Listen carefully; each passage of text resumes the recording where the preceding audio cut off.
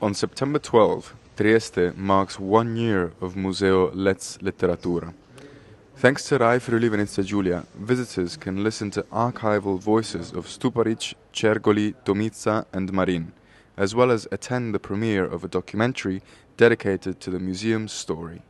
Oggi celebriamo un anno di Museo Letteratura Trieste, luogo di studio, di lettura, ma anche di incontro, dialogo, aggregazione, che conserva il patrimonio artistico letterario del territorio e che è strumento di crescita dell'intera collettività. I think the collaboration between RAI FVG and the Museum of Literature was a no-brainer. Our programming has been, during the years, a very important point of reference for authors from the region and from the city, not only to talk about their work, but actually to create work for radio. And therefore our archives are certainly rich of work that can be used in the museum.